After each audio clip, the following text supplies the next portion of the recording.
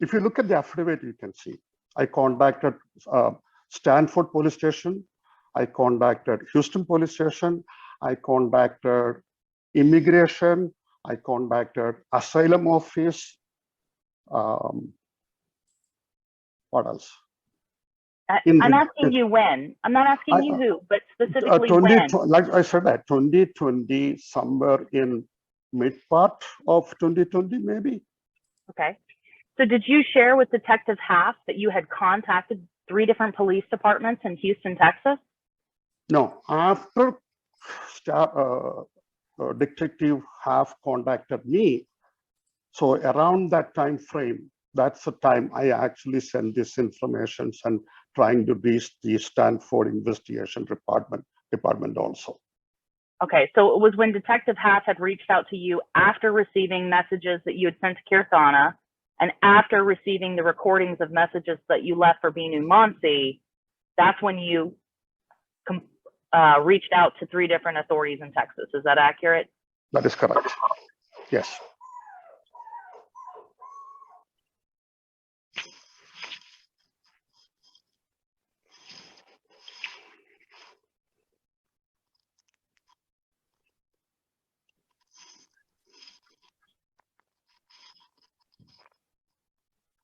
How many times did you call Binu Monsi or contact Binu Monsi?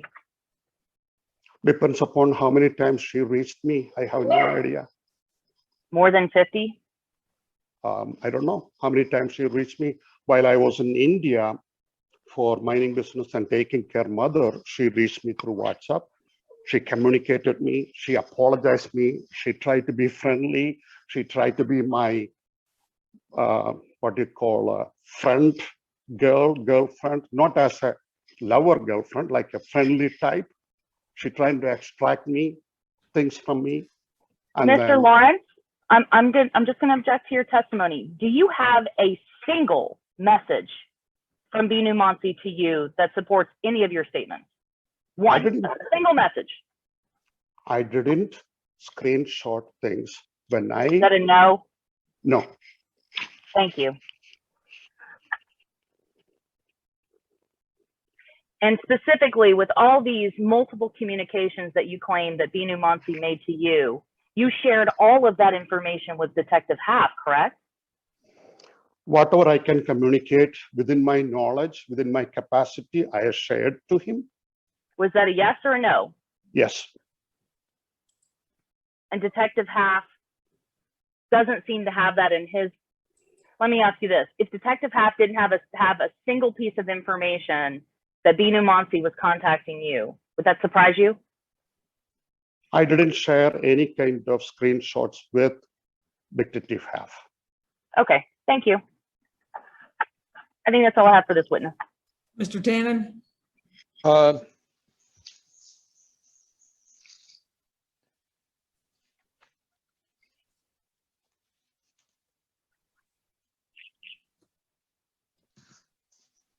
No further questions, Your Honor. So I just have one question for you. So if you go back to that one exhibit that Ms. Rubel put on, and you said that you had a missed call. Yes, ma'am. So if she said, "Who is this?" how did you know to ask the name? Is this Corinthian or whatever? How did you know to ask if that's who it was? Because when I made a phone call as verbal, she said Kirtana. So you had just a missed call. Yeah, I got a missed call and I called back. And she answered the phone with her name? I asked her, who is this? Then she asked me, who is this? Then after the second, then I called again to verify.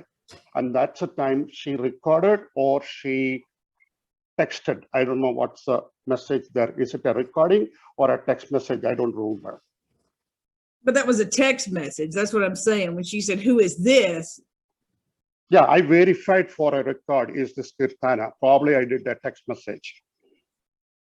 So how did you know? Hold on. How did you know in that text message to ask if that was who it was? How did you know that name? Because she told me the name when I made the voice call. Told you the name, but you said it was just a missed call. Yeah, I call back. When I get a missed call, if you call me and don't leave any message or anything, then I call back that number. Because when I get a missed call, same like Bidumonsi, when I get a missed call, I call back. And then that's what the conversation started. And they identified as the person. Then I say, okay, text messaging because to make sure that this is the same person. Hey, so you Yes, got a sir. mixed call. So you Yes. started texting that number? No, You called that called. number back. Yes, And did you speak with her? yes, ma'am. So then when did you start texting her if you were speaking with her? I didn't continue conversation to just to verify this particular individual. Then I text back But if you had her on the phone, why didn't you just get the information you needed? I don't understand why you text her. because for a record, just to verify this is the same person. Okay, hold on. I'm a little bit confused. You called the number, somebody picked up. You said, who is this? She told you the name. Then you text the number and ask her the same information? Yes, Okay. All right. You have anything else, Mr. Tannen? No, Judge. All right. Thank you, sir. Stay healthy and safe. thank you, ma'am. All right. So you have a Jaya Prakash. Did you want to get Ms. Carlson, get Father, Rudd? yeah, back on? So I just said this one person, I'll bring this person in if you want to see who this is. But It's the only person left in the waiting room. Here's here's the only person in the waiting room right now.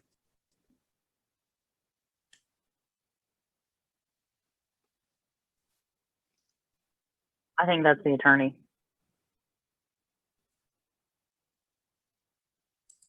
I agree, Your Honor. I don't believe we're going to be,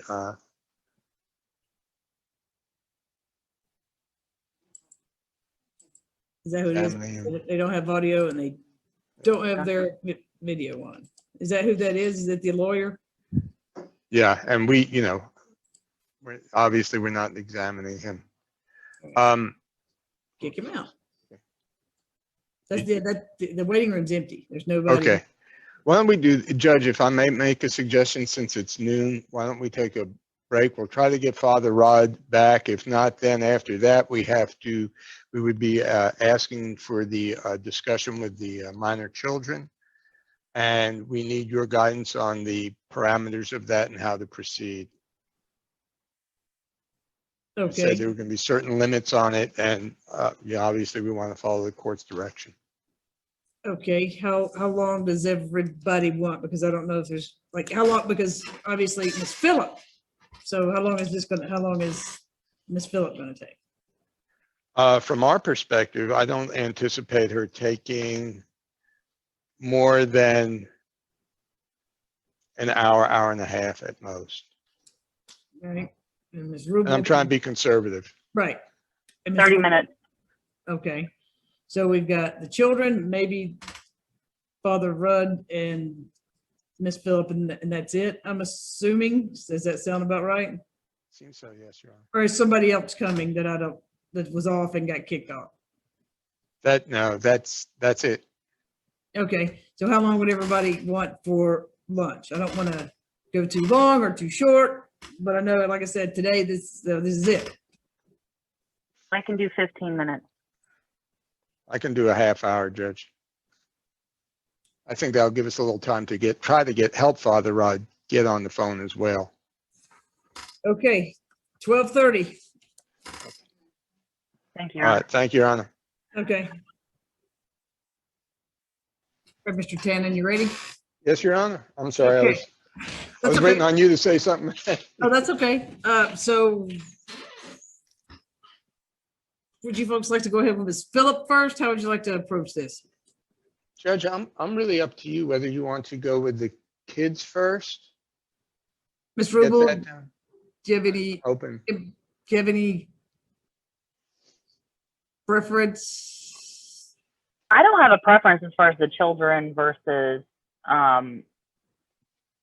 Ms. Phillips' testimony, because I'm presuming that Ms. Phillips is not going to communicate with the children about what occurs in the trial at all, whether it's before or after she testifies.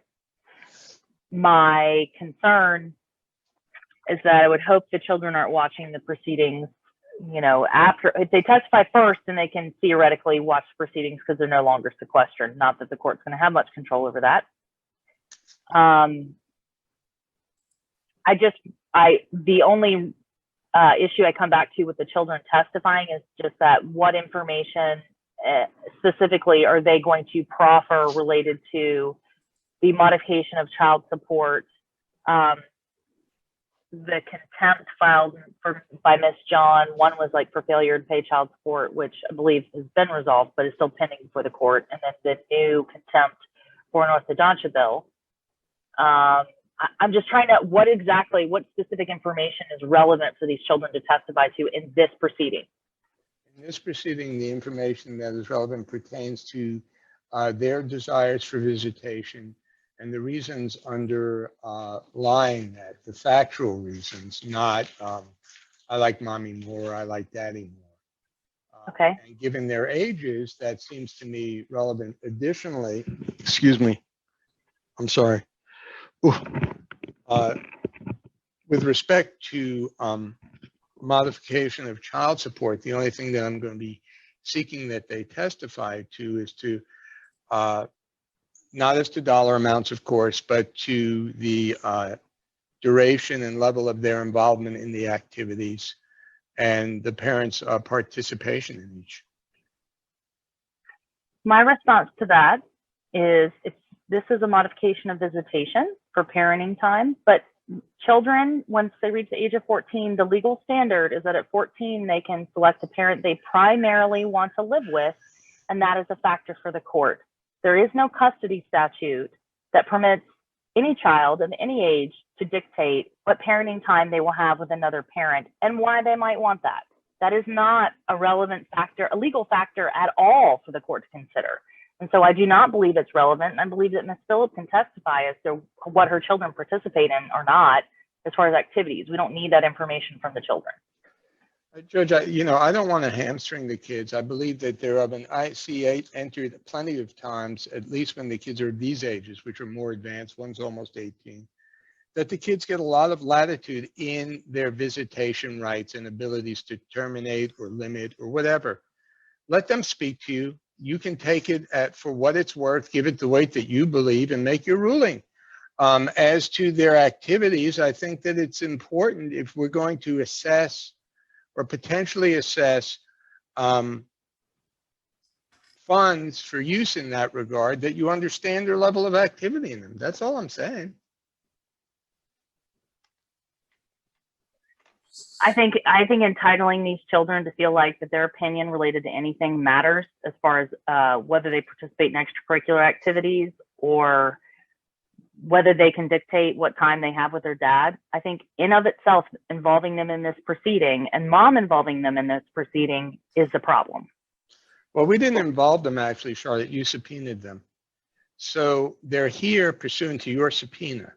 As a result, Judge, you can take it for what it's worth. Ask them the questions. I'm happy for you to take the lead and set the what do they call it? The parameters that you want.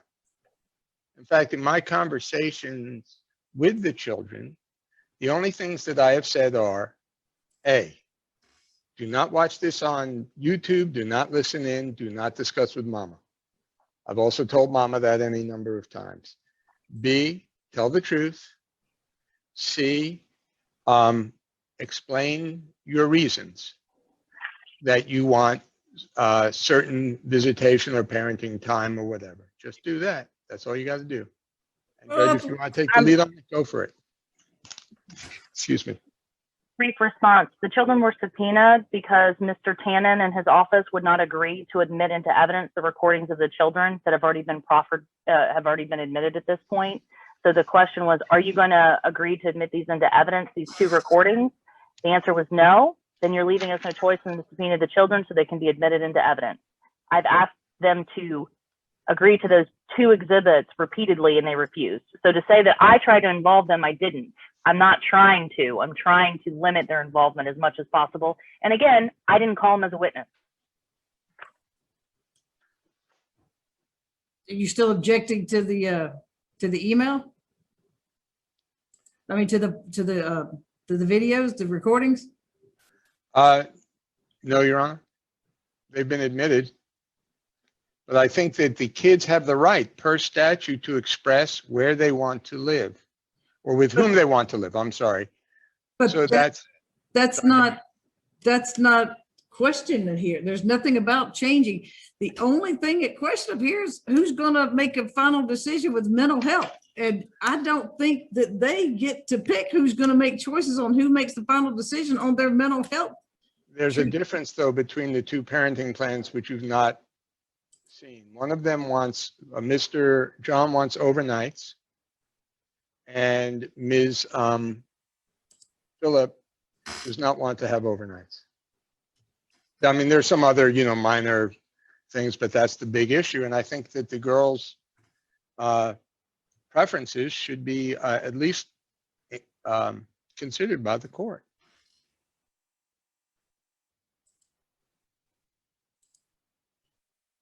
Especially given their ages, Judge. This isn't 6 or 7 years old. These are 17-year-old and 16 or 15, late 15.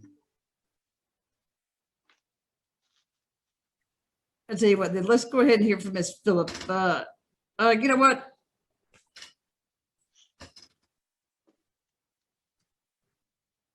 But where are they at? Where are the children at now? I have the kids down the hall in my office with the door closed. It's the best that I could do, Judge. I have a small office. I'm sorry, ma'am. No, I understand.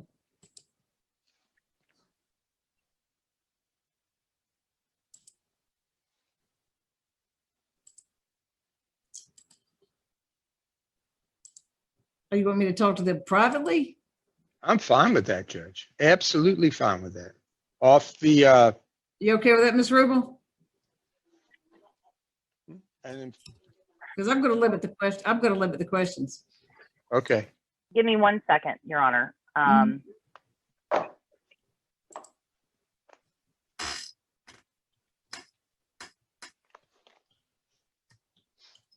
Ms. Carlson said she could bring her computer down to them to make it easy. I don't know if that helps you all. Okay.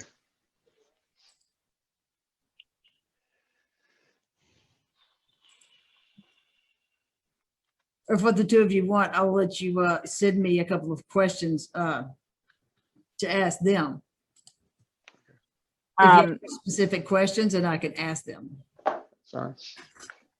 Your Honor, my client wants me at least present in the room. I understand that I'm not going to have the opportunity, or he's not asking that I question the children, but he is asking that I be present. Why is that? He doesn't trust me, or? Don't have an answer, but I can inquire further. I mean, because if one attorney's present, then both of them are going to be present. I understand that. Let me make sure that I've clarified that point, Your Honor. Okay.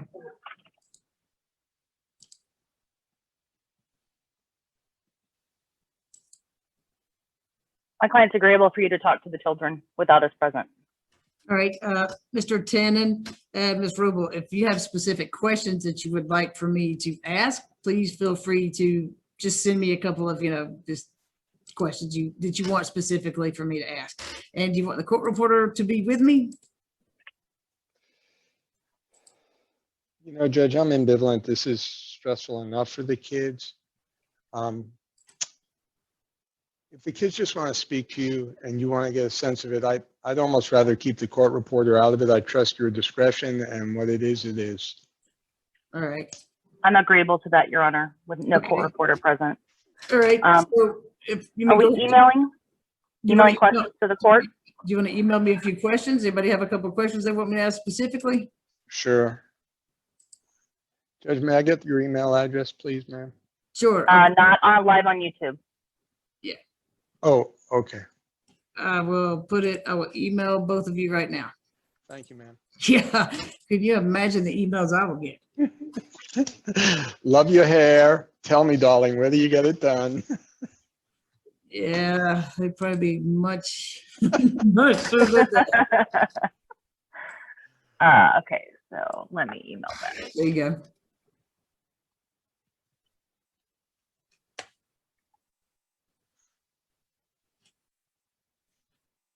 And Judge, you just sent it? Uh-huh. Okay. Got it.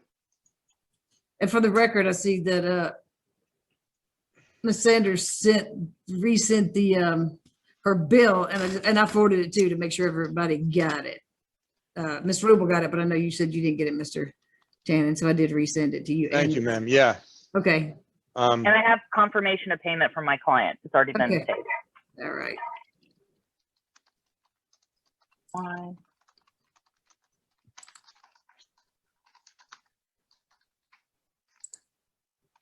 Apologize for any typos. I did just send that as quick as I could, Your Honor.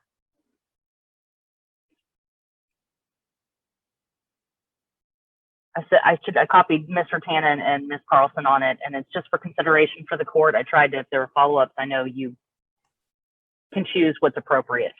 Okay, Ms. Carlson, do you have a laptop set up for them in there?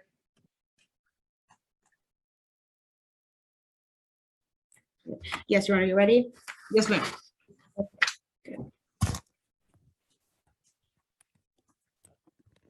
There you go, carry that. And then if you'll just appreciate it. And if you go ahead and sign up and go to I want to put you in, I'm going to go ahead and put you in breakout room 1. Is that good? And I'll talk to them in breakout room 1. Do you want to go ahead and accept it?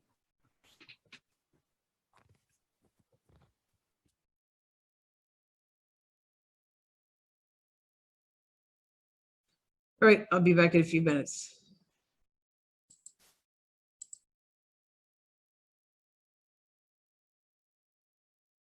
Are you ready, Mr. Tannen? Yes, Your Honor. Okay, Ms. Phillip. You swear or affirm the testimony you're about to give in this petition for modification and contempts the truth, whole truth, nothing but the truth? Unmute yourself, please. Yes, sorry Okay. about that. All right, thank you. All right, go ahead, Mr. Tannen. Ms. Phillip, we're going to start with your employment and income. I'm going to show you our Exhibit 29, the tax returns for 2018 and 2019. Misty, will you pull them up, please?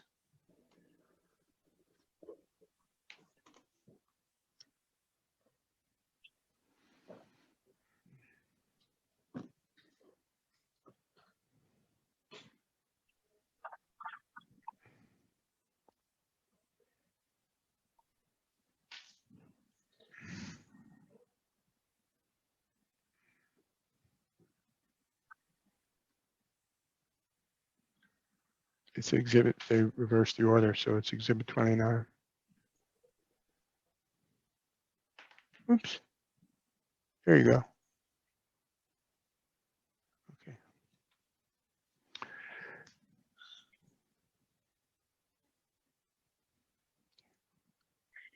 Okay. Ms. Phillips, can you see these, the, excuse me, the image before you, 1040 U.S. individual tax return? Could you please make it bigger size because I have a short screen and I cannot see it clearly. Otherwise, I have to go like this. Could you please make it a little bigger? Okay. Is that better, ma'am? Yes, thank you. Okay. Will you scroll up to the top, Misty, please? Ma'am, we're going to scroll through this, and I'd like you to stop if you need us to, but I'm going to need you to identify this document, please. Yes, Okay. These documents, really.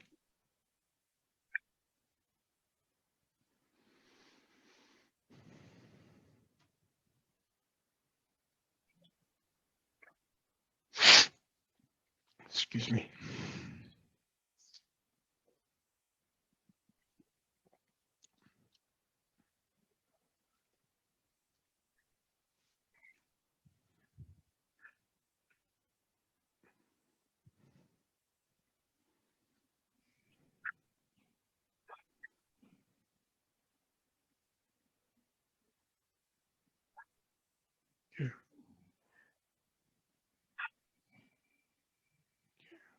Excuse me, I'm sorry.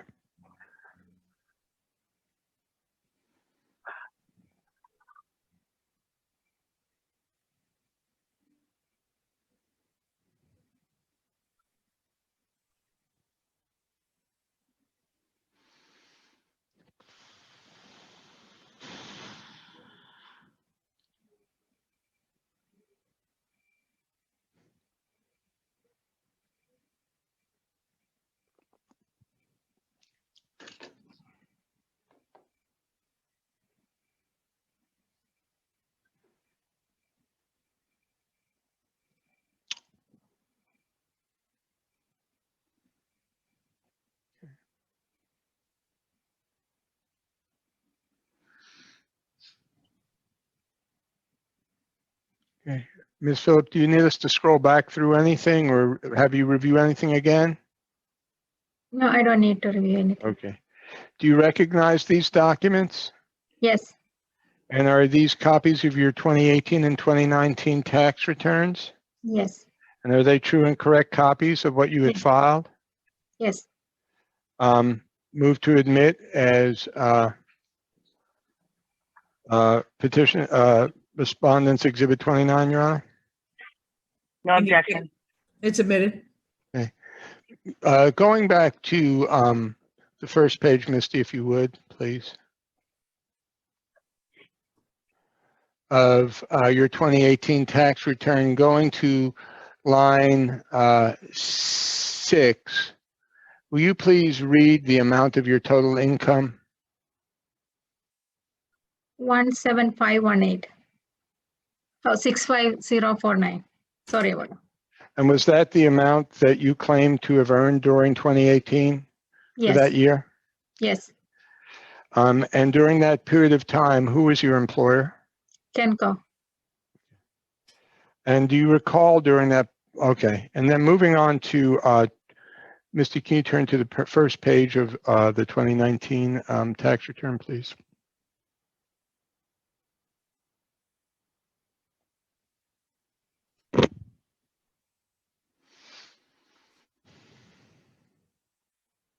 Okay.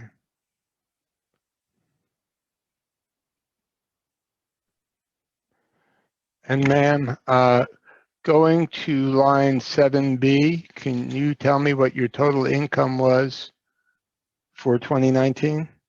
70, 58,332.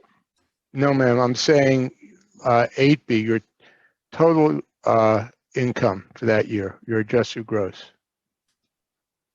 Or rather, I'm sorry, 7B, your total income, I apologize. 76,82. Yes, Okay. And are you claiming that was your income for that year? Is that correct? yes, Okay.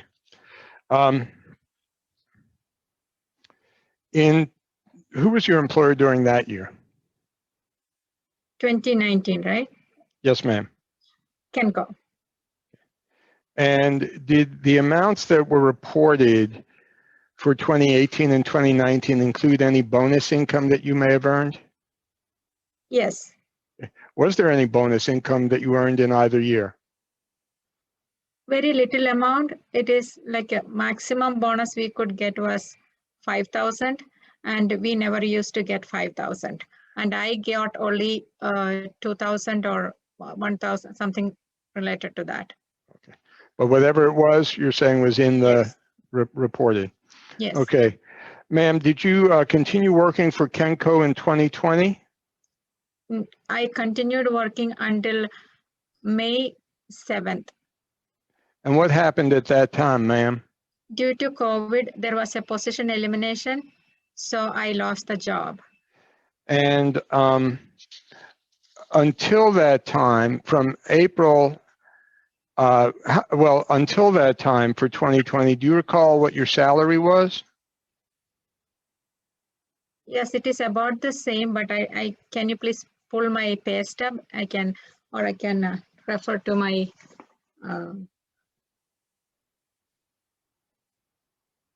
yes, in 2020, from which month you wanted me to say? Let's try April and May. April and May. April 2200, one moment, please. I think I'm looking at the wrong paper.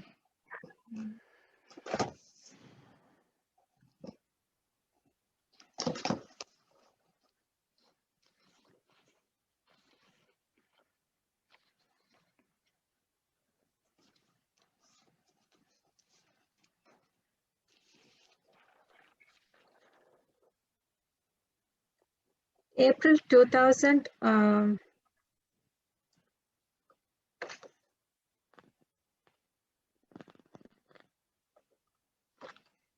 2,857.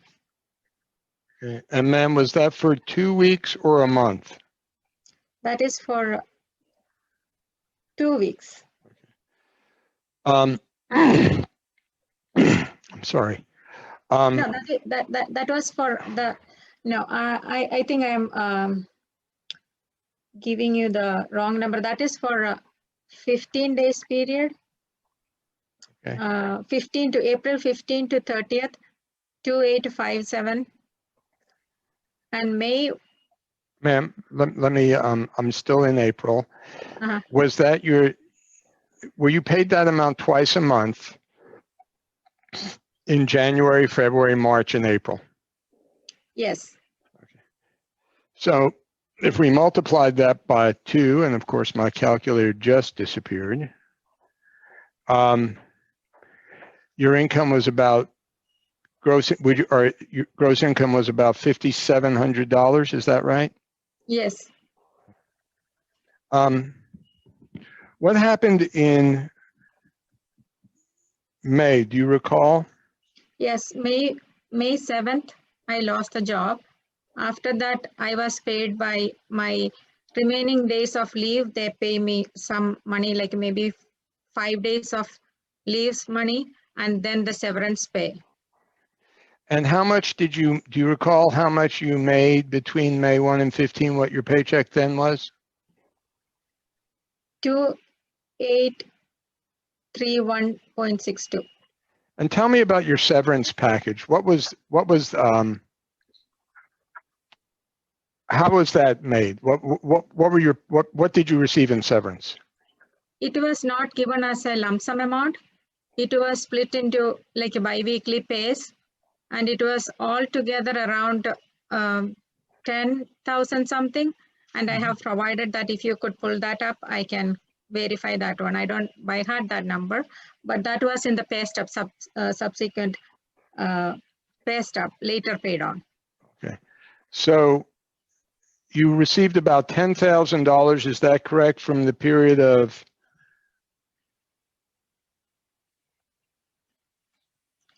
It is, go ahead, sorry. May 15 through July 31. Is that correct?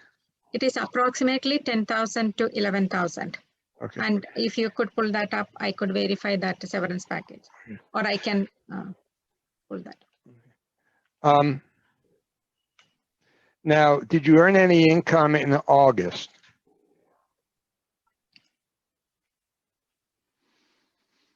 No, And when did you start did you get a new job, by the way?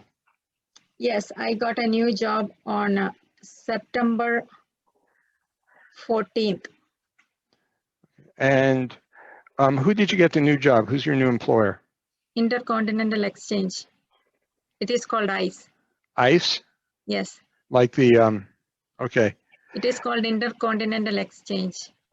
And what is your salary there? It is approximately, I got a pay increase this year beginning, so it is around 81,000. 81,000 for annually. Yes, I just want to be clear, you're not going to earn 81,000 between now and the end of the year, correct? pardon me. You're not going to earn from ICE 81,000 between now and the end of 2021, correct? Not from now on to until end of this year. Do you know what that translates into in terms of your monthly pay? And what is that, ma'am? Pardon me. What's the monthly pay on 81,000 a year? Do you know? I have to divide by Do the 12. math. Okay. I think the judge can do that as well. So it's about 666.66 if my calculation is correct, Your Honor. Do you get any bonuses in addition to your pay? Only based on my performance. Okay. And have you received any bonuses based I on your have pay? received a bonus this year. And how much was that bonus? That was, let me see. 4,400. Oh, I just lost oh, okay.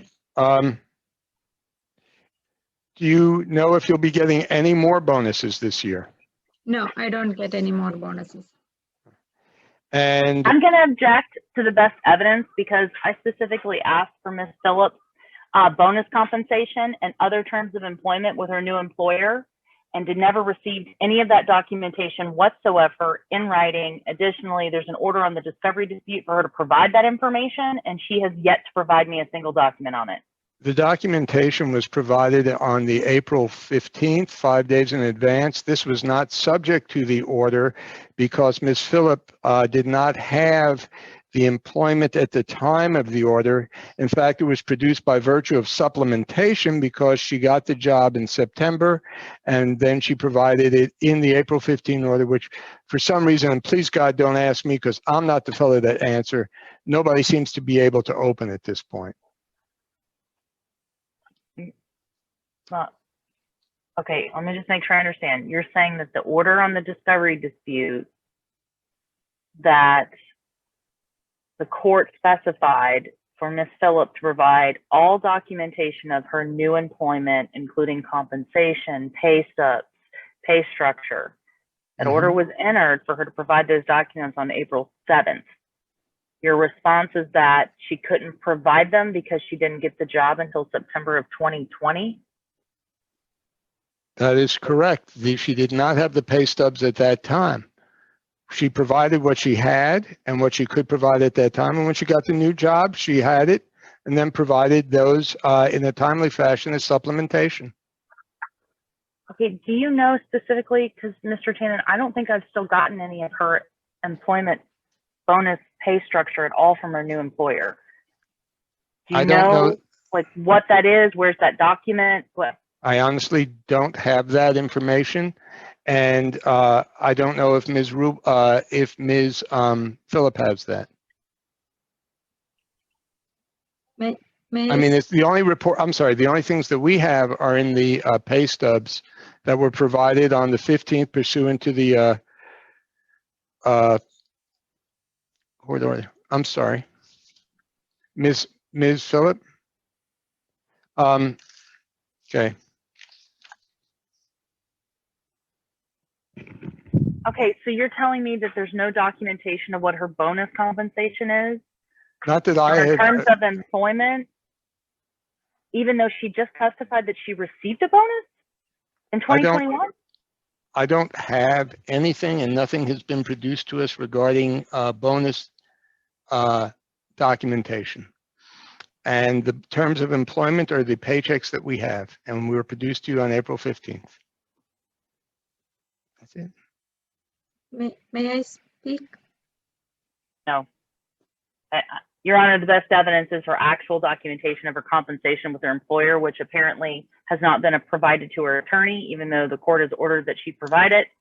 So I just ask the court to disregard Ms. Phillips' statements as far as what she is capable of earning or what she will earn for the rest of the year, considering that the best evidence would be her actual employment documents and not her testimony at this point.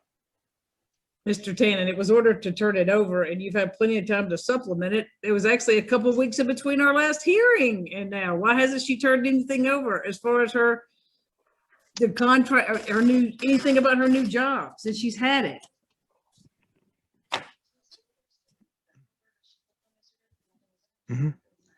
I'm speaking with Ms. Phillip that Ms. Carlson, that the documentation to be provided was actually any and everything we had, including terms of employment. And I apologize if I misspoke. We're within that April 15 folder that nobody seems to be able to access.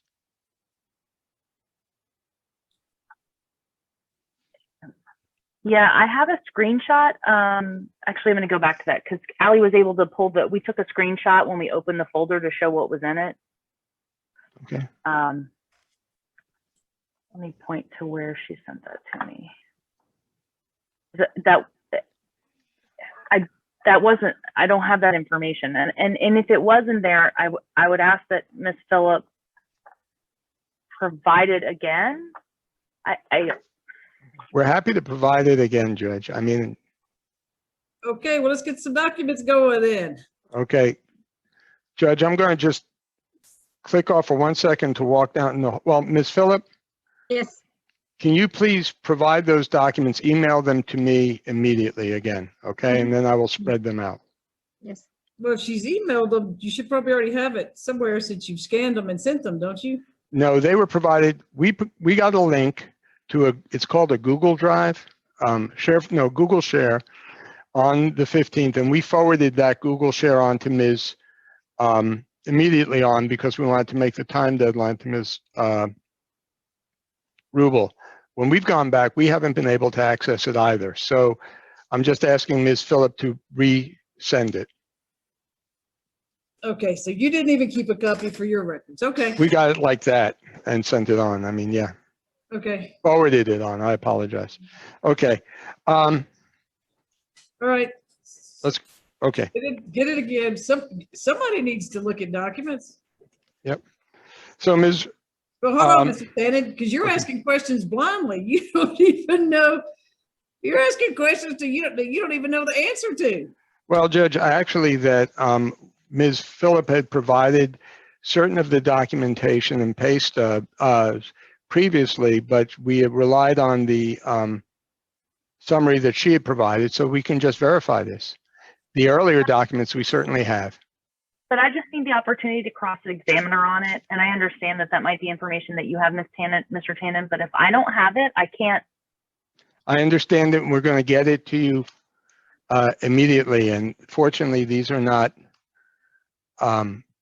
huge documents. Okay, moving on. Wait, Ms. Tannen, I'm sorry, go ahead. until you ask questions, she needs those documents in front of her so she can follow along and make her notes as she asks questions. Okay, Yeah. I do have a screen share of what we actually received in the link. There's only pay stubs. There's no bonus information. There's nothing. And I can show you specifically what we received. We still have it. This is why we take screenshots of.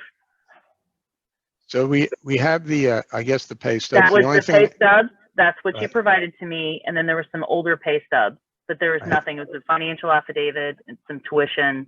right, There's and no nothing in here about a nothing. bonus. Okay, so we can then simply supplement as to the bonus if need be, or we can leave it out as to her future potential for bonuses.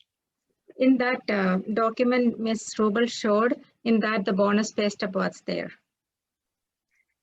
No, I'm asking for your entire employment structure. Like when you got hired from the job, it said, these are your terms of employment. Here's your salary. Here's your bonus compensation. This is you're eligible for it. It's based on your performance.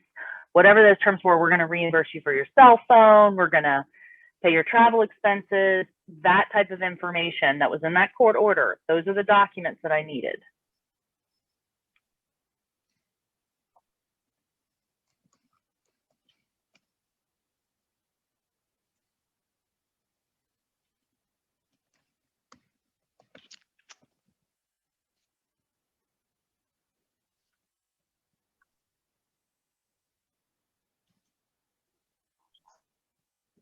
And I do understand that Mr. Tannen is working with whatever he has in his possession. Every attorney has been in that spot. Oh, yes. So Judge, all we have are these pay stubs at this point, which are showing what her income has been at since they started in September of 2020 through today. That's all we have. And that's all I'm going to let you go into. Very good, Your Honor. Thank you.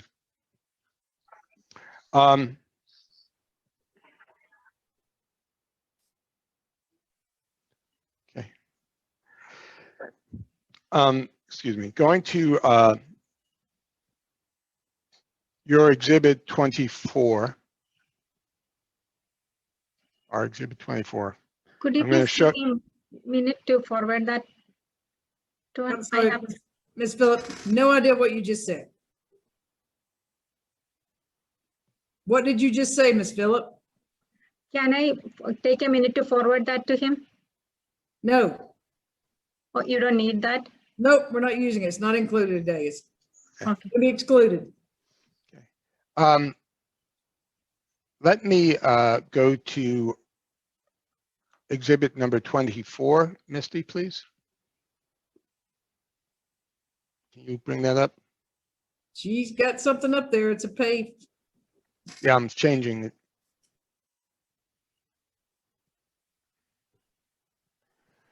Okay. Ms. Phillip, do you recognize this document? Do you need it to be blown up? Yes, a little bit more, please. Can you scroll down, Misty, please? And scroll through it.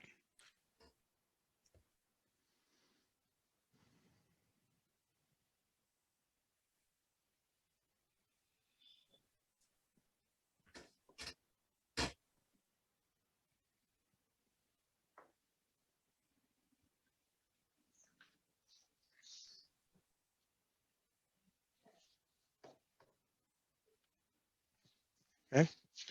Ms. Phillip, do you recognize this document? Misty, will you scroll up to her signature, please?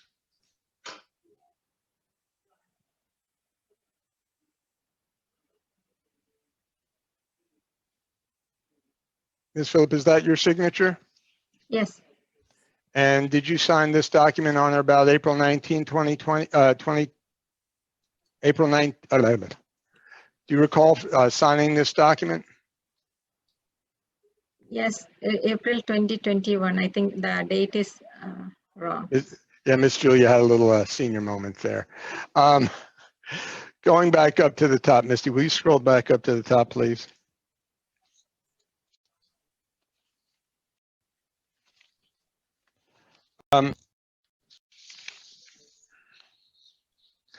Ms. Phil, it shows here, Misty, will you scroll it down to the income, please?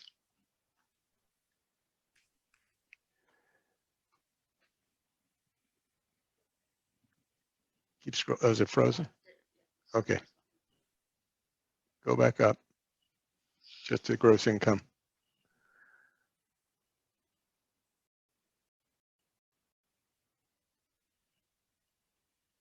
Okay.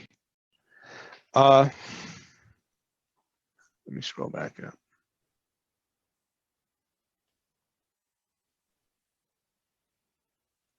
Whoops.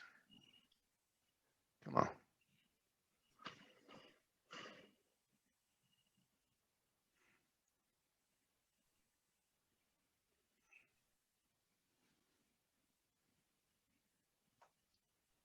Get it to the next page, please, where it shows the 57.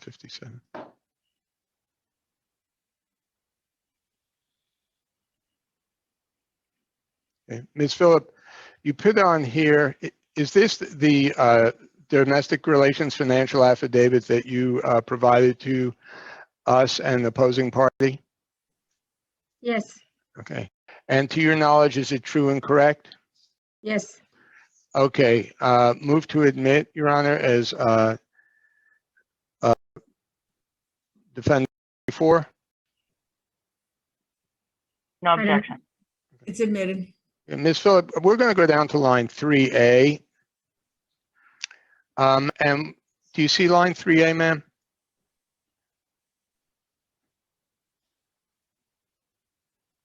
yes. Okay. And ma'am, what did you put down there for gross income per month? 5,757. And ma'am, how did you come to that amount? It was based on the past 12 months when I prepared, I think the second time when I prepared the DERFA, based on the amounts. And From April 15th, Hold on, Ms. Phillip.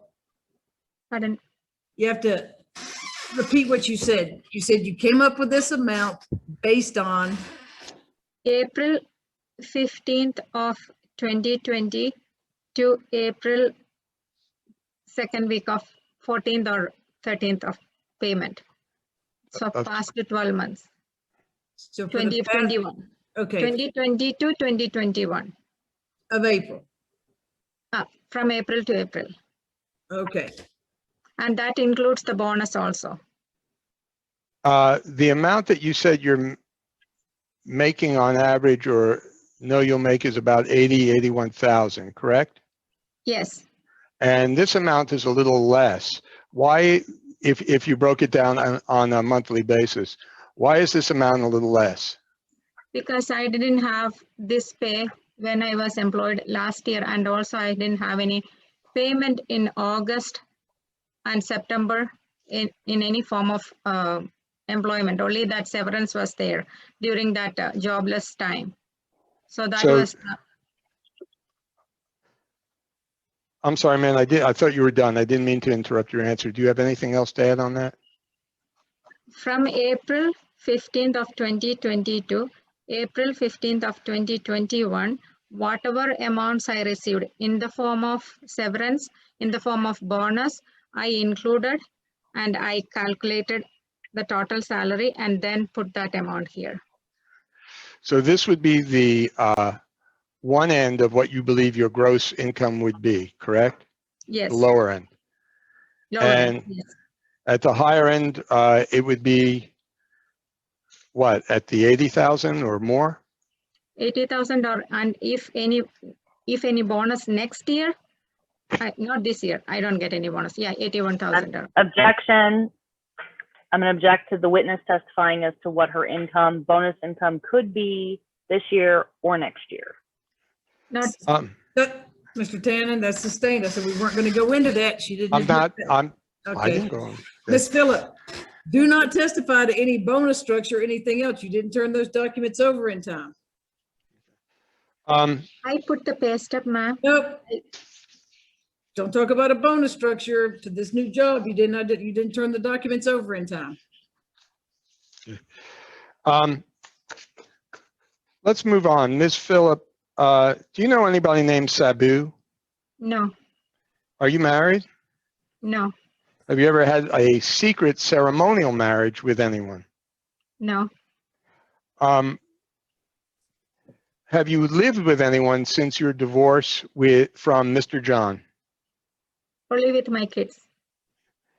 Have you been in any romantic relationships since your divorce with Mr. John? No,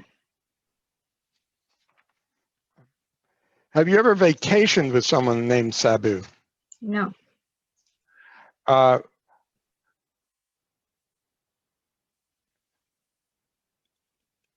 Is anyone else named on any bills that you received to the house?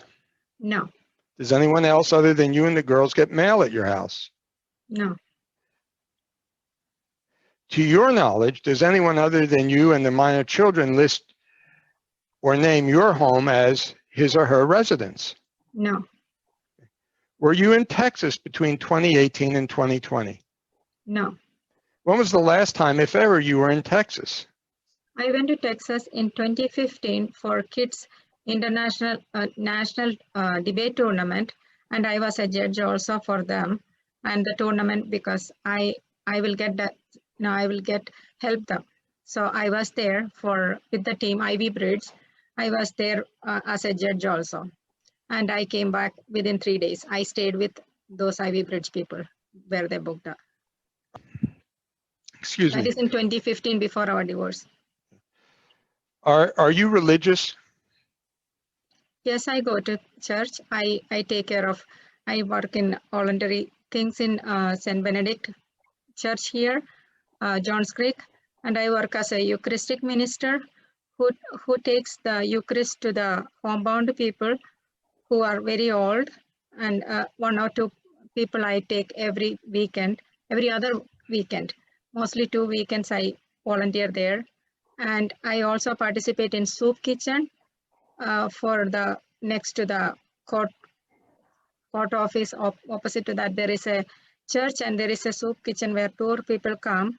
So I take my kids and some other kids there to serve. Or sometimes I go with the prayer group people there to serve in the soup kitchen. And also some religious other volunteering stuff for kids, like teaching religious education there I was. Now I cannot do that because of the job responsibilities, so I'm not doing that right now. So your religion is Catholic, is that right? Yes, sir. In the course of your religious practices, do you engage in any witchcraft? Never. I will not be standing with the church if I do that. Did you ever participate, as as has been alleged, in any religious rituals to destroy Mr. John or Ms. Binu Mansi? No, I don't know anything about those people or any. I don't do anything. Okay, what is Anointing Fire Ministry? Do you know? That is a Catholic ministry that is under the Atlanta diocese, and that is where kids do the youth ministry, and they do participate young children. They lead the young children and they teach and they do online videos and all those. And we go there like every once in a month. There is an adoration where we pray, and also there will be a speech given by father or some people, like a appointed person will be coming and speaking, giving us speeches, and kids will regularly go there, and I take them for, they will be doing volunteering for other kids. Because since they are seniors, they were taking care of the young kids there, and they get to volunteer there. To your knowledge, does Anointing Fire Ministry engage in witchcraft, voodoo, or black magic? No, they are Catholic. They are under all the restrictions under Atlanta Archdiocese, and that is a Catholic youth ministry. And you can Google and find out that AFCM youth ministry, AFCM Catholic. Oh, I'm sorry, ma'am. I didn't mean to interrupt. Do you have a relationship with Mr. John's mother? Yes. And can you describe that relationship, please, a little bit? She is like a mother to me because I lost my mother when I was 8, and she was always a nice mother to me. And she understood whenever John was physically abusing me, and she was. Objection. That is outside the scope of this evidence, nor do I believe it's true, but way before, I would imagine, the party's divorce decree. Yeah, Mr. Tannen, that is way before any of this, so please do not go before this divorce. No, I'm not going through the divorce again. In fact, Yes, that Philip, was leave that out. not. Yes, ma'am. So you have in other words, you have a close relationship with Ms. George, correct? Yes, sir. Have you been able to have good conversations with her? Always. Have you ever tried to have Mr. John arrested? No, but he was arrested in 2013. Stop. Let's say, how about this way? Since the divorce, have you ever tried to have Mr. John arrested? Never. Have you ever met or talked with a Titus Matthew? No, I don't know who is.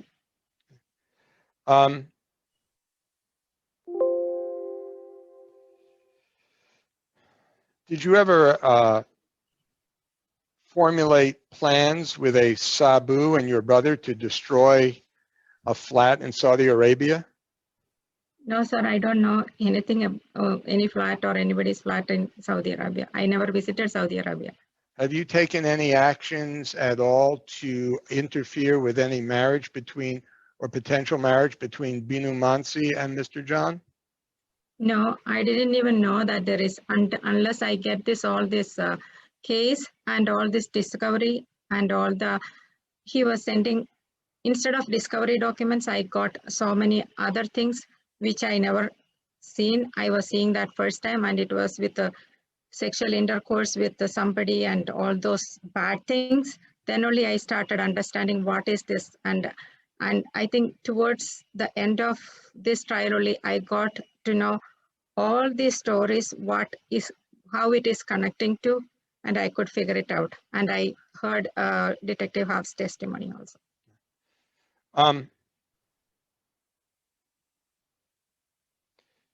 What contact, if any, have you had with Binu Mansi or John Mansi? I never had any contact with her. I didn't even know that person. And I got to know through John's discovery paperwork, which he sent it through you. And also he was sending to me some text messages like in So 2000. ma'am, you didn't know her or No, him? I Correct. didn't. Okay. How would you describe your relationship with Father Matthew? Father Matthew is a priest, and we visited that church a couple of times in maybe before our divorce. Just start from the divorce going forward, ma'am. Oh, okay, sorry. From divorce going on, I was not usually going there. I went maybe 1 or 2 times for the annual retreats where kids get the spiritual enrichment. And I usually take kids for at least 2 times spiritual retreats. In that 1 time, at least in our culture retreat, and 1 time the American church retreat where they go to the religious education. So when famous priests sorry, come to ma'am. that, Um, when famous priests come to that church, we go and attend mostly once in a year. And that also I didn't go in. Miss Phillip, look here.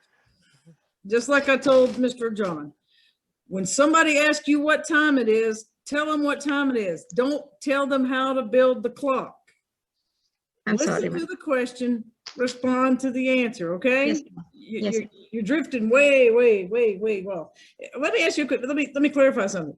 He asked you earlier something. You said you responded, I've never been to Saudi Arabia. That was your response. Yes. You've never been to Saudi Arabia. No. Never ever have you been to Saudi Arabia. No. Okay. All right. Go ahead, Mr. Tannen. Okay. How would you describe Father Matthew as your friend or He's spiritual not my advisor? friend. He's a spiritual advisor for me. And do you talk to him on the phone? Like when kids wanted, like if I have to take confirmation, because Maria belonged to, she born in India. So when some sacraments, we need to contact a priest, and sometimes they need some certification. In that case, I'll contact. And sometimes if there is a prayer meeting organized by the community people, and if I cannot conduct that in my home, I may contact him and say that we may need to postpone that to somebody else's home, so that, because of this reason. That is the reason I contact. Okay. And do you have a close relationship with your brother? Yes. And how often do you all communicate? Mostly, at least if I am going through struggle time, like when I was this case time, if I am going through some real tough time, I'll be venting out my things with him, maybe 1 or 2 times or more than that, depending upon the situation. Or otherwise, at least once a week, he will make sure that he will contact me. Okay, I'm going to show you what has been marked of Petitioner's Exhibit F48.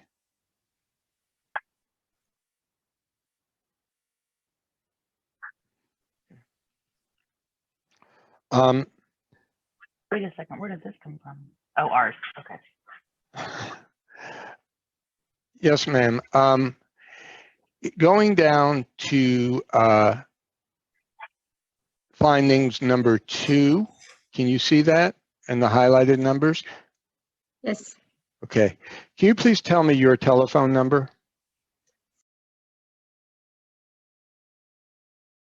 Phone numbers in your name now. I have another number taken for kids online teachers to contact recently. They have to contact virtual teachers, have to contact. I don't recollect. Recently taken one number, like maybe this month. Oh, you just got, I'm sorry, is the testimony you just got it this month? Mm-hmm. Do you have the phone number?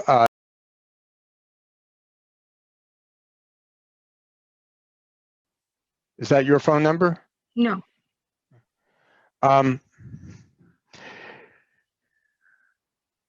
There appear to be calls here highlighted between you and Father Matthew in September and October of 2019. One appears for a minute, one appears for 25 seconds. Do you see that number 7 and 8? Yes, sir. But this document, which you are showing to me, is not produced properly. No, ma'am, I'm not asking you that. That's not your issue. What I'm asking you is, do you recall having any conversations with Father Matthew on either of those 2 dates? I don't recall what was that called. I do remember, like, maybe I don't recall what is that conversation. I might have called him for any reason. Okay. And do you recall the substance of any conversations highlighted as number 25 through 31? No. Okay.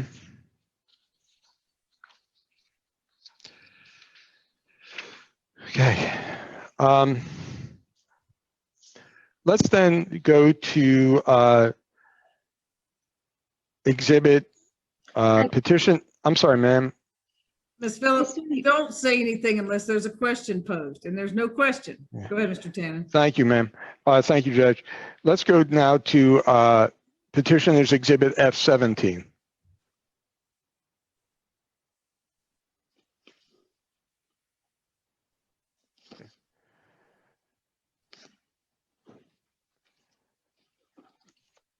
Ma'am, do you recall Mr. John testifying as to these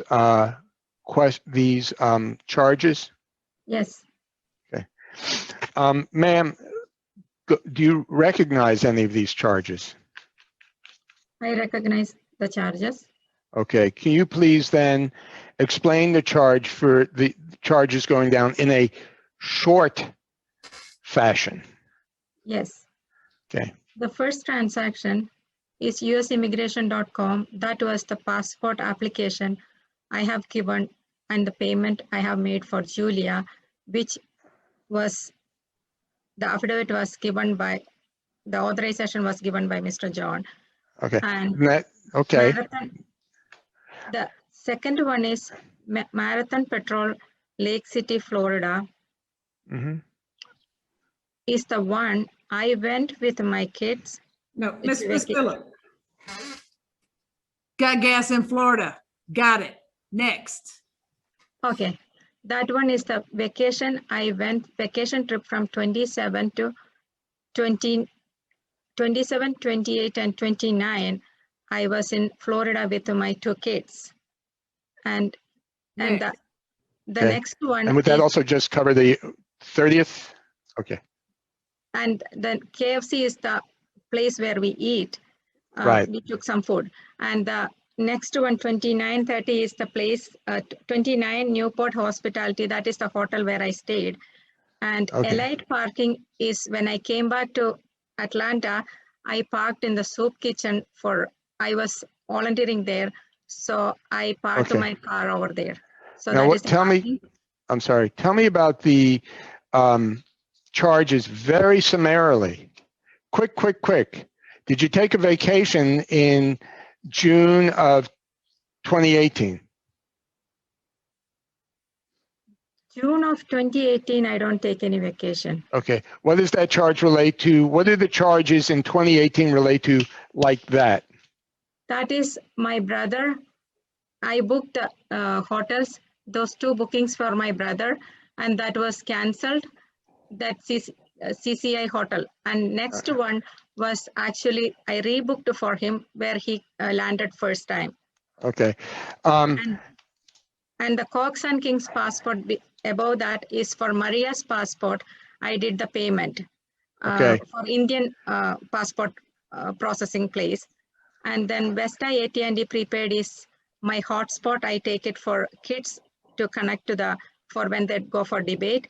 And the Ultra Mobile is the one which I recently switched my carrier, and that is the payment for Ultra Mobile.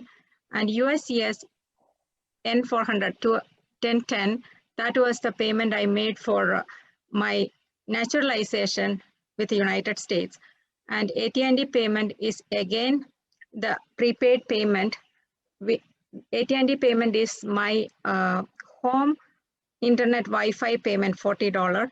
And Vesta AT&T prepaid is the same as my hotspot payment. Since it is prepaid, it is showing a different location, their prepaid Okay. payment billing center. And the Metro PCS Web is the cell phone carrier. That time I was carrying all through my like 2016 to that time, and that is a regular payment comes to my bank statements. And USA, that is the time, that is the same time in 2017 where I traveled towards the end of 2017 December, but it came as a statement 12/27/2018. And Okay. that was the Sun Pass. When I traveled, I have to pay for the Sun Pass, and that is another payment for ice buying or something like that, $5. Okay. That's it. Thank you, ma'am.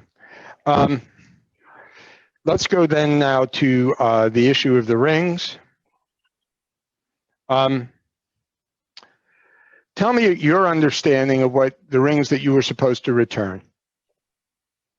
That was just the gifted rings.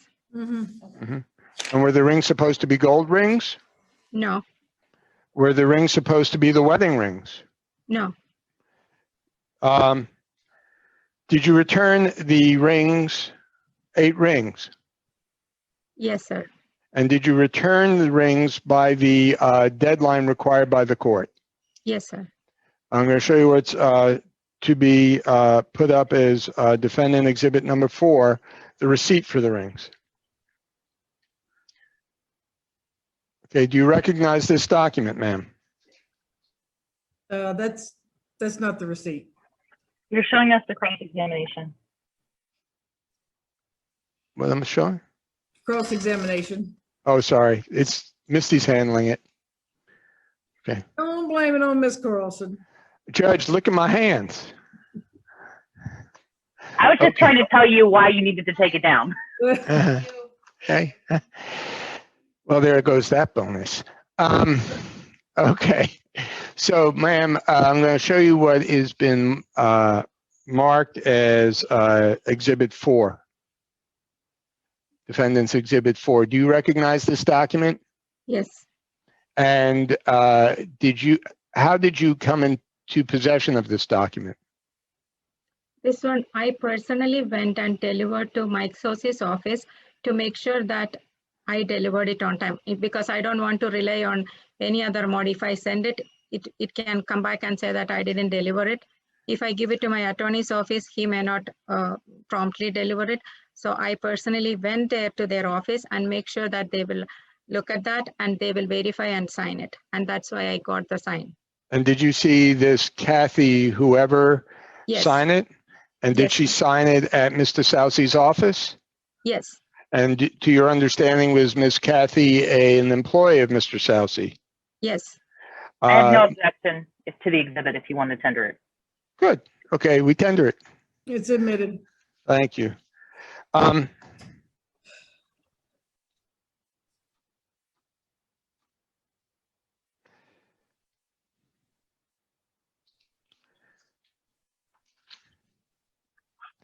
Ms. Phillip, oh, let me get you back up there. For some reason, you make that larger, Misty.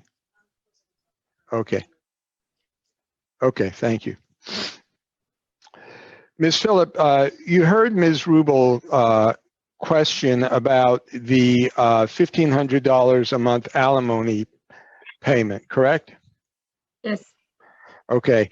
And you saw Ms. Rubel introduced,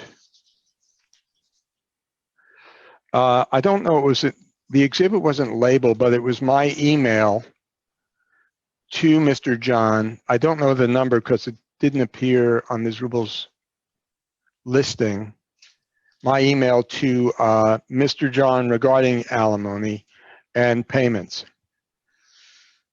Yes. Okay, in the initial contempt.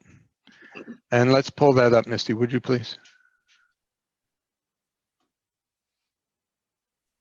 Should be F18. F18 now? Okay, let's see. I believe it was marked. Yeah, I don't know when you emailed it over if it was, so we'll check it.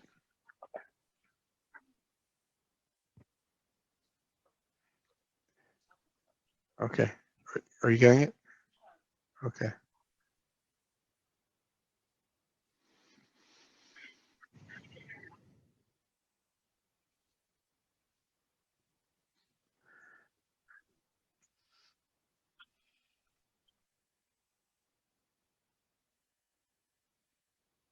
Go to modification, go up to Shima Philip.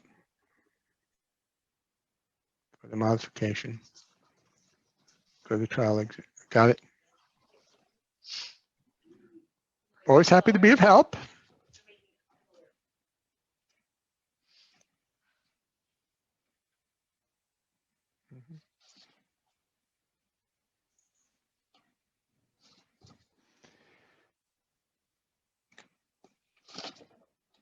Okay.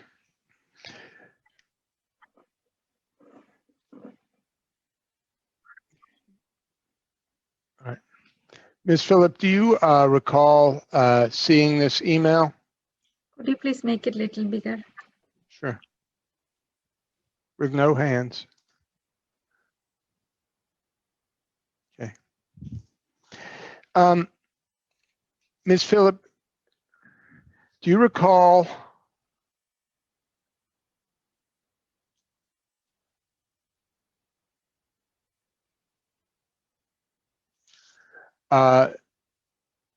reviewing the amount of alimony to be reimbursed or paid by Mr. Phillip? Yes. In settlement of the contempt claim. You did not dismiss that claim, correct? Yes. And why did you not dismiss that claim? Can you explain that to the court? Because when he paid that one, still there was outstanding payment missing. Can you please elaborate a little bit so the court will understand?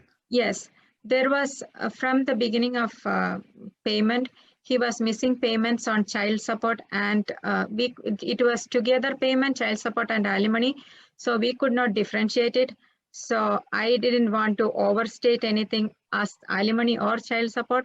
I gave the amount, and that was not all when he gave the actual statements when he provided from ADP, and that resulted that there was still pending amount of more than what he gave us. And then that was paid off only later in 2020. So was it paid off with the last payment of alimony? No. In November? Not in November. It was paid off. Let me look at that.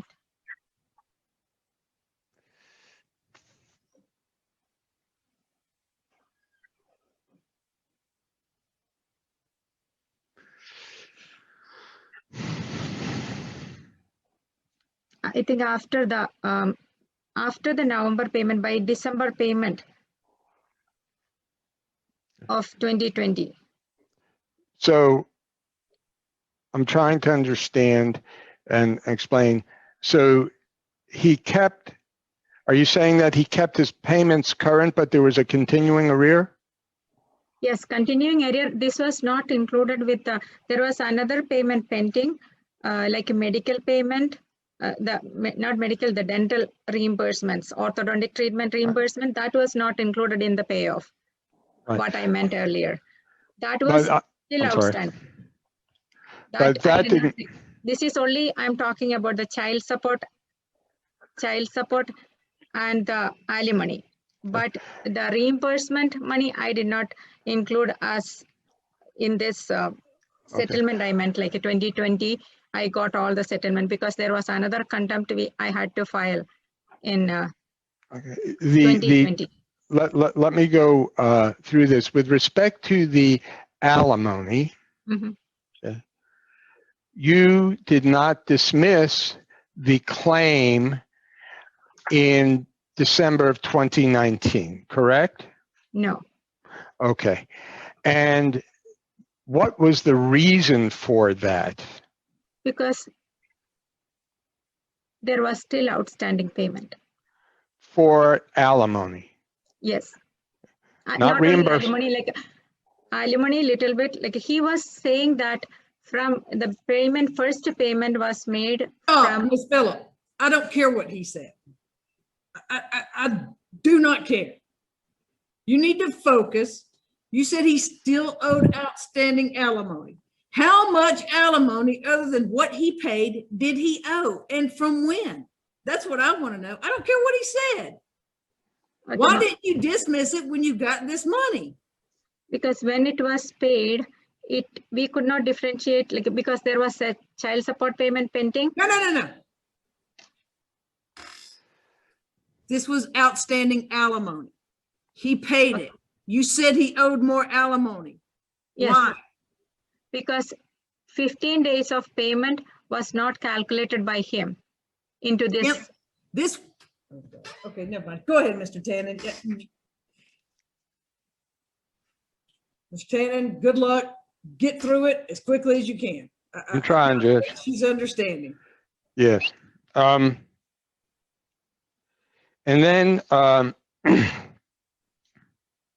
you filed an amended petition, correct, in December regarding failure to reimburse or Julia's or one of the children's orthodontia expenses, correct?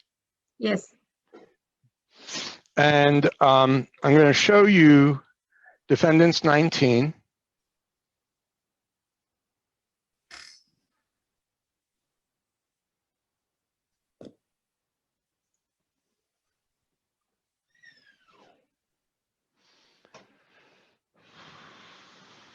Is it showing up? Okay. And ma'am, do you recognize this document? it's not on the screen. We're going to try to redo it because it's not booting up.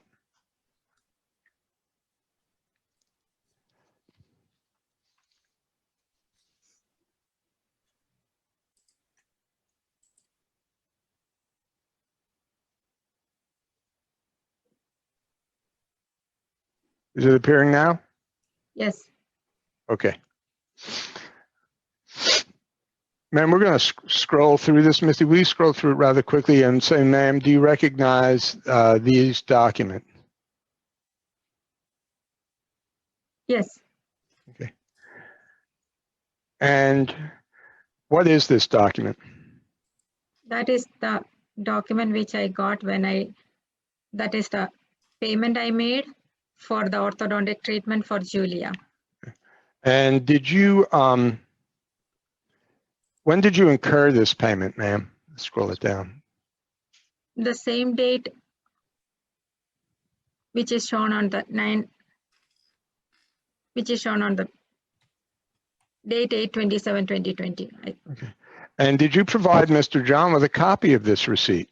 Yes, And how did you provide him with a copy of this receipt? with email. And let's scroll down, please. And is this a copy of, you may have to shorten it. Yeah. Sorry, Judge, we're having a little bit of computer.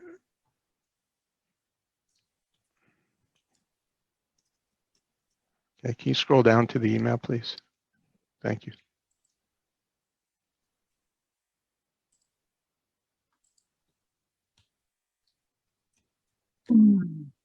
Okay. Oh, it just went. I know it's a little fuzzy-wuzzy.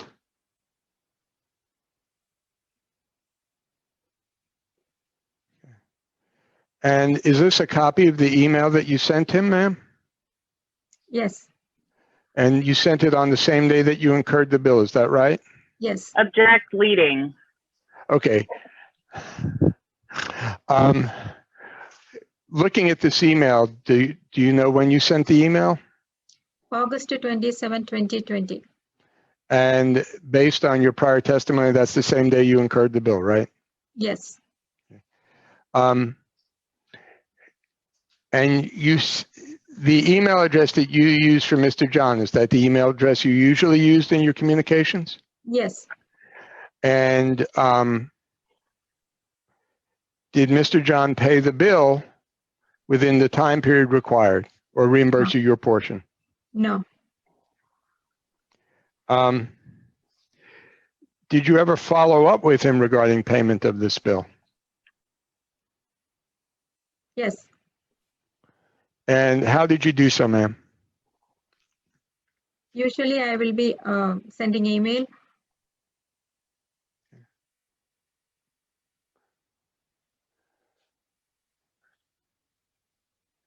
And I'm showing you another part of this exhibit. Is this an email that you sent to Mr. John?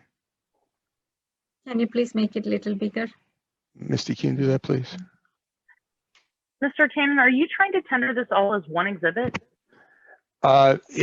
Yes, it's a composite exhibit. Okay, I'm going to object because the composite exhibit in its entirety hasn't been authenticated and isn't what she's saying it is. There's no way you can send an email on August 27th for a document that was provided on 2019. The email that you're saying is a communication with an attachment can't have a contract. You can't incur an expense in 2020 for a contract that's provided in 2019. So The emails, the communication on 2019, let's scroll up to the top, Ms. Rubel.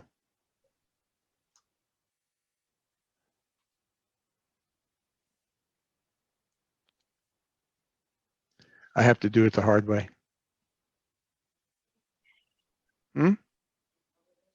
Yeah.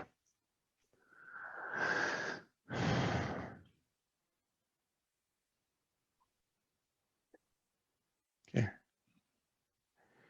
Okay, Ms. Phillip. Okay.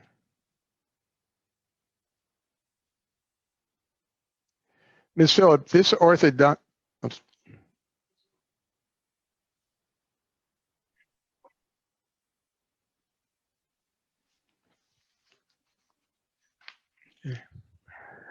Yes.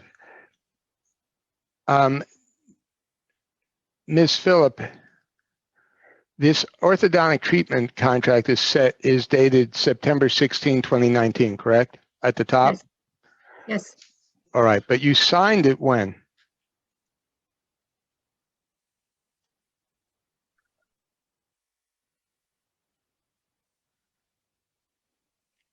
8/27/2020. Okay. And the same, it was just an extra copy on the top, so it shows 8/27/2020, and that's the contract that you signed, correct? Yes, because in 2019, Oh, there's not a question about that.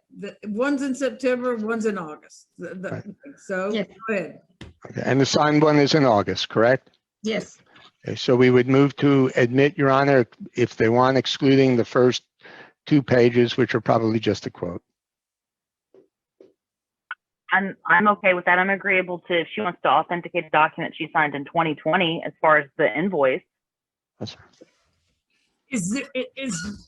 Is this document signed in 2020 an invoice or is it an estimate? Oh, wait a minute. At the bottom, it says it's an estimate. Okay. It says And- right there, it says right there, if for any reason the insurance company does not pay the estimated amount, it becomes your obligation. Okay. And ma'am, you paid at that point? can you please scroll down the billing date? Yes, ma'am. I'm trying to scroll down. Our computer is a little wonky.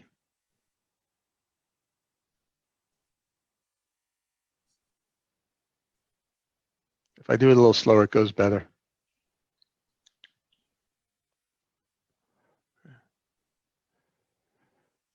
Yes, Okay. And you signed it, yes, the contract on 8/27, is that right?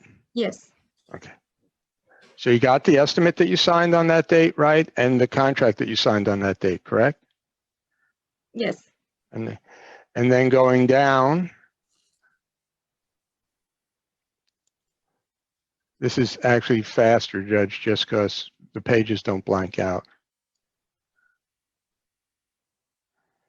These are all the documents that you signed in connection with the treatment, correct? Yes,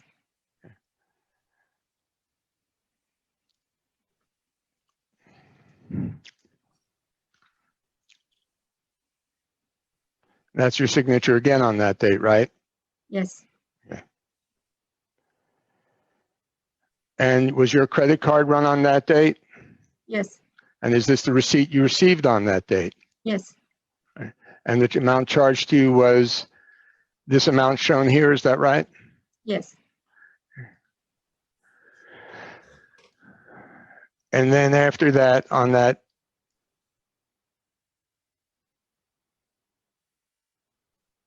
date, you're saying that this is the email that you sent Mr. John, correct?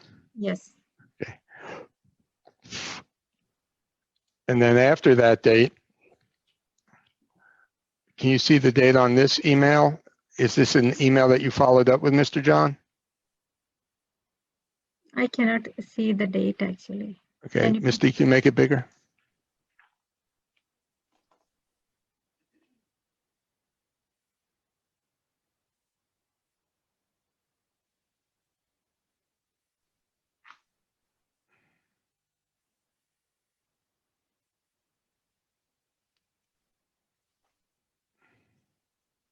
I'm sorry, this says for an eye exam. Yes, It's part of the email, Judge. Scroll down, Misty. But aren't we just looking at orthodontic stuff? And this is Mhm. eye exam. This Scroll email- down. Sorry, this email is talking about an eye exam. this is an, Nope, don't talk. I'm talking to the lawyer. Okay, just 1 second. We're continue to scroll down, Judge. Okay.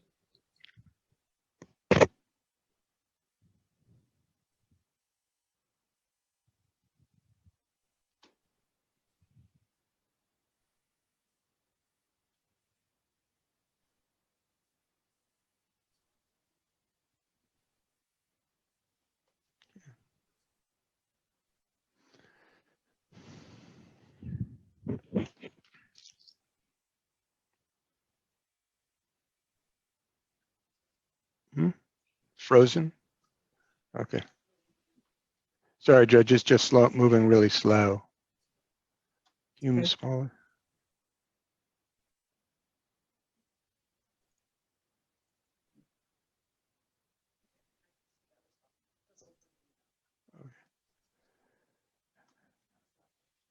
And can you blow that up, please?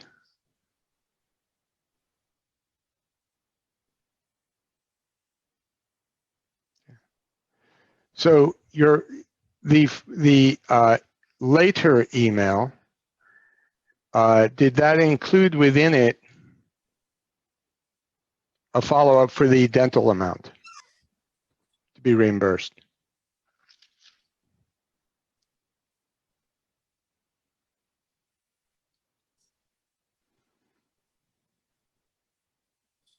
No.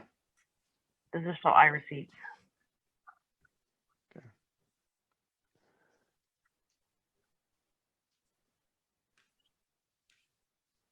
Okay.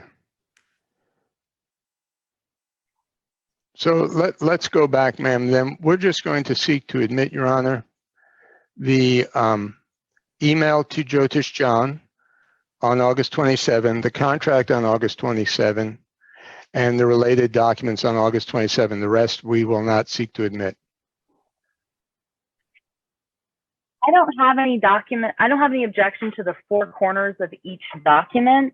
I do have an objection if they're trying to get these admitted as if the ortho contract or credit card payment was attached to any of the emails, because that's not the way it appears. So I just want the court to understand that these are separate and distinct documents.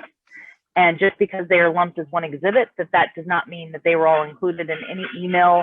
The one specific email about the ortho shows the only attachment is the vision expenses. I'm going back up, Judge. I apologize. That's okay.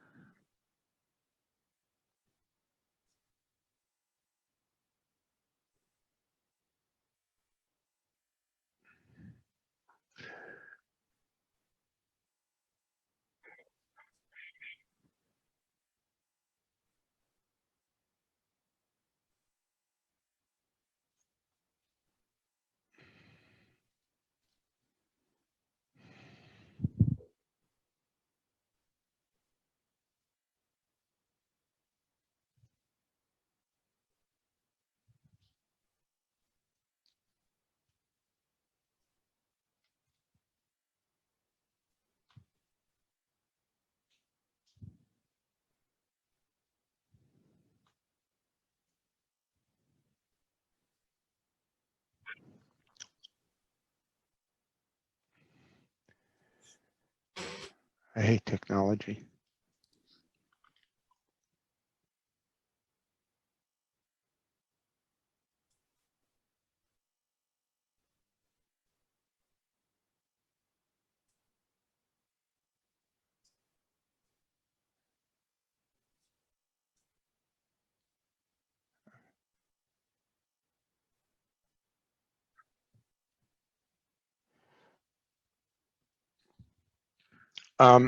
Okay, ma'am, is this the email, this is the August 27 email in which you're requesting reimbursement for the 75% of the orthodontic treatment, correct? Orthodontic treatment, yes. And Hold also, on. Hold on. So let me tell you what I'm going to do, Mr. Tannen, because I see the orthodont. I don't know what attachments, the other emails I can't Right. read. They're not, and Or they're not coming through? I mean, they're not really readable. She can't identify the dates, and I don't see the attachments that would show the bill. So I'll admit it with Ms. Rubel's objections, because I don't see where the bill was even. I mean, I see that there's an attachment there, but I don't see the attachment that was sent with that. Okay. I'll admit it with the objections that Ms. Rubel stated. Okay. Did you, looking at number 3, did you see the, did you send an earlier email with the contract?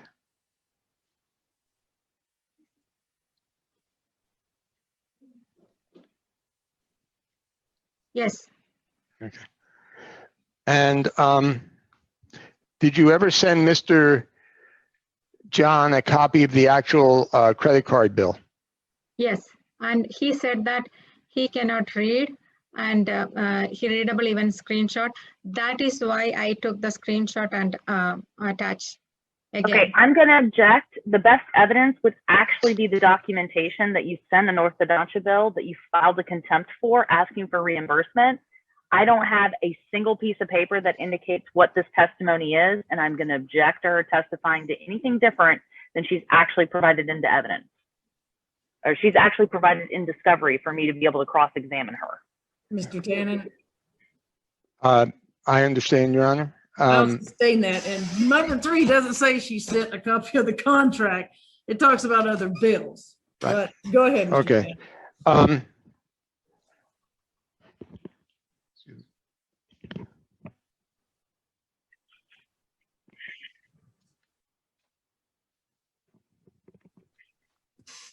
Moving on to the requested modification of child support. You're seeking that child support be modified to increase Mr. John's obligation, correct? Yes. Okay. And what expenses are you incurring now for the children that you feel necessitate a change? They have extracurricular activities, and which is piano, debate, tutoring, and virtual classes. Those are the expenses are not. What was the one you Considered said? You said before debate? Piano, debate, And what was the next one? tutoring, virtual Tutoring. classes. Tutoring. Yes, Thank you. And are you seeking a change based on the amount of parenting time that you do compared to Mr. John? yes. Let us go, excuse me, to, and do you believe that Mr. John's income has increased substantially since the date of the original divorce Yes, and the entry of the original child support order? yes, Now, as Ms. Rubel brought out, I believe, oh, never mind. Under the current format, do you get any deviation or reimbursement for extracurricular activities? no, And you don't get any reimbursement or deviations for education or excess parenting time, correct? no, I'm going to bring up what has been marked as exhibits 25 and 26. We will go just with 25. And please, y'all, let me know when it's there. That's it. Y'all can see it? Okay. Ms. John, do you recall working with our office to prepare this child support worksheet? yes, And this is for where both children would be covered by the child support worksheet, correct? yes. And the amount of gross income that you're ascribing to yourself on line 1 is what?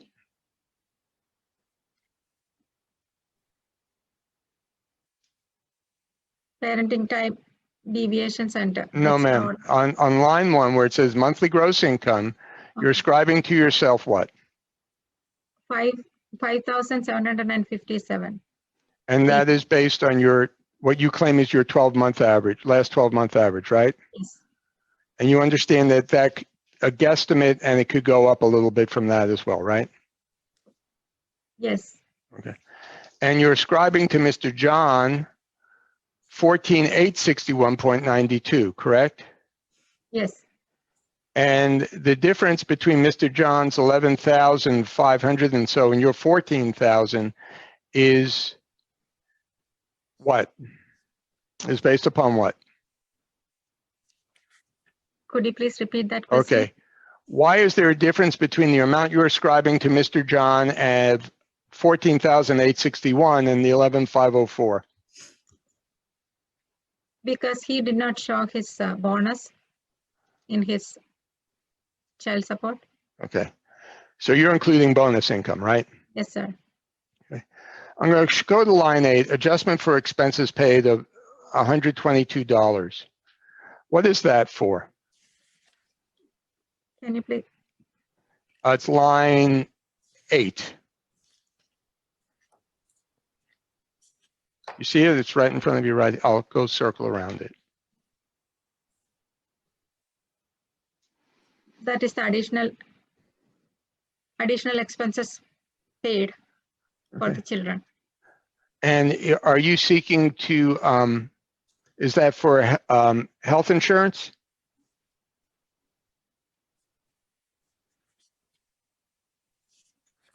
Yes, yes, correct. And are you seeking to carry the kids' health insurance? Yes, And why are you seeking to carry the kids' health insurance? because he was showing a wrong health insurance premium in his past. No, ma'am. Why do you want to carry the health insurance? Because it is easier for me to take care of the health insurance, because first thing, it is less expensive and it is more better coverage. And also I never get promptly health insurance information like insurance cards sent by Mr. John. And I had to go to, if I have to go to doctor, I have to ask them to get a copy from the insurance company. And I had so much difficulty and reimbursing all those expenses incurred without knowing what is my percentage, how it is going to be, because it is high deductible one when John carries the insurance, and also he never reimburses on time. And this Okay. one is better insurance Okay. and cheaper, very cheaper than what John recently increased in his temporary. Okay. And I'm going to object to testimony related to the quality, the cost, or the terms of health insurance. I'm not aware of any documents that support what Ms. Phillips is entitled to from her employer for health insurance. Would love to have them. Just don't have them. To be able to review that, that's not an issue, one, that I'm aware of. She filed in her modification for child support, but if the court considers it, I just have no way of knowing what insurance coverage she's asking to provide for the children. And I would object to any testimony by Ms. Phillips stating that my client has refused to provide her health insurance information, because I have no information supporting her claiming that she didn't have health insurance information for the children or their rates for them to be able to get medical care. Mr. Tanage, we're not going to be able to accept that because she didn't provide anything from her employer. So do we have no idea about health insurance? well, you Move know, on. okay. And then,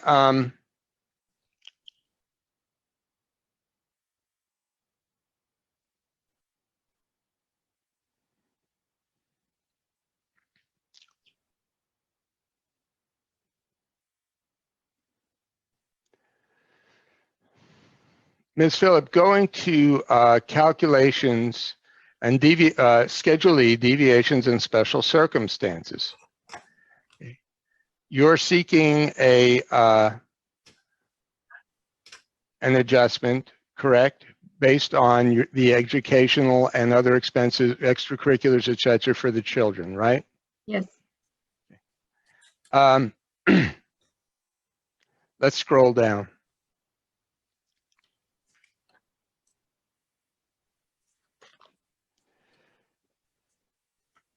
Under deviations for extraordinary educational expenses for the children, you're claiming for tuition, room, board, fees, and books.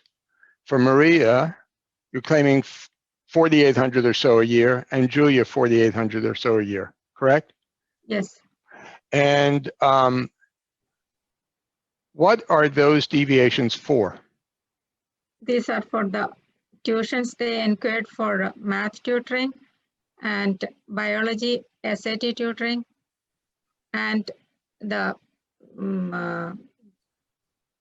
piano lessons and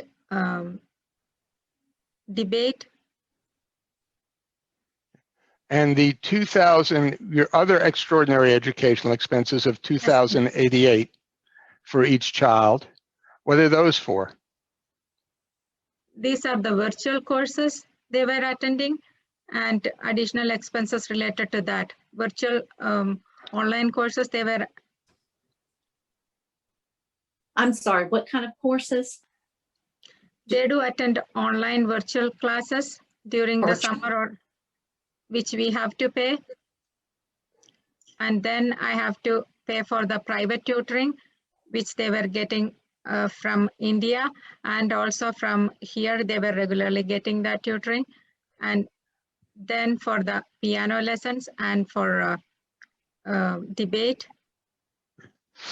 And ma'am, I'm going to go to the exhibit. Misty, would you pull that up, please?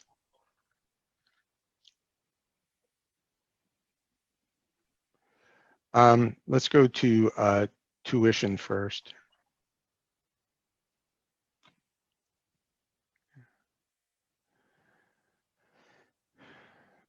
Ma'am, are these the copies of the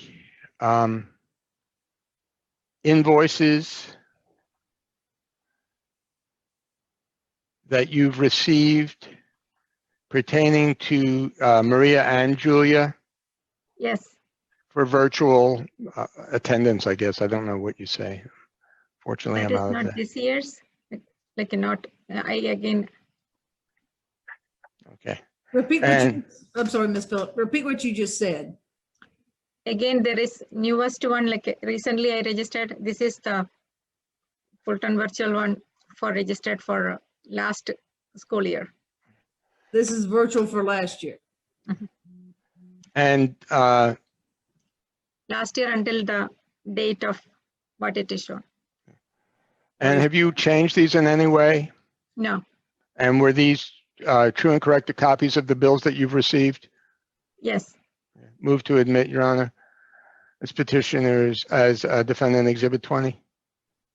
Yeah, give me 1 second. I've got an issue with the Oh, yeah, sure. timeliness of the tuition. I'm just trying to, I don't remember getting these tuition statements in time for the supplemental discovery. So I don't know when this came in.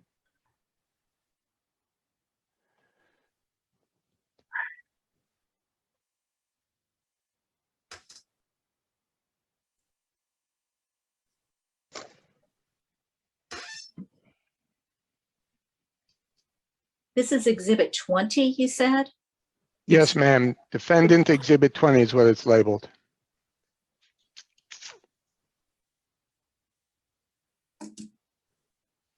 Mr. Tannen, if you could just direct me, I have some communications, some email communications that you sent about from Matthew Shaji and from Mr. Madhavaram, but I don't have any of these virtual school payments that were supplemented to us as required by the consolidated pretrial orders. So can you tell me when this information was provided? Do you know? 1 second. I'm going to mute for a second, please, just to communicate with my custodian of records. Ms. Rubel? Yes, ma'am. Okay, what was the second name? Matavaran? Oh, Did you sorry, say- hold on.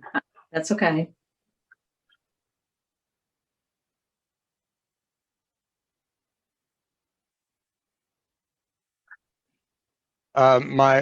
My custodian of records said it was a long time ago, like thinking it as like at a 30-day or something like that, way back. Okay, give me 1 minute. Let me make sure. Sure. The report gets the Sure. chat.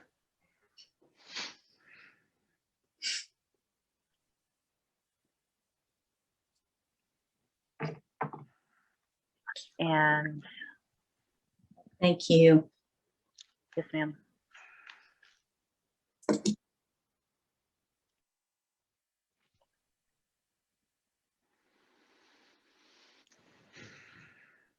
Mr. Tan, if these are for virtual school for 2020 during COVID, they couldn't have been provided at the 30-day. The 30-day would have occurred prior to that in January of 2020, right? I'm looking. I'm just. So these did occur. Misty's actually trying to confirm right now, but I'll tell you what, let's put that on hold and we'll go to another document while Misty's researching it. Okay? Misty, can you pull up the, can you Yeah, do two it's things at once? It does. It's a virtual ledger from August of 2020. So. Okay. Okay, hold on. Allie may be telling me, give me 1 minute. She might be telling me that we're burdened. Okay. Now, I'm going to retract that, Mr. Tannen. Allie's telling me that you provided the virtual student ledger on August 24th of 2020. So I retract my objection. Move to admit, Your Honor. No objection. It's admitted. Mr. Tannen, let me ask you a question. So Sure. because it's hard just for me to read this, or maybe your client. So is this every month while in virtual school, a payment for something had to be made to Fulton County Yeah. schools?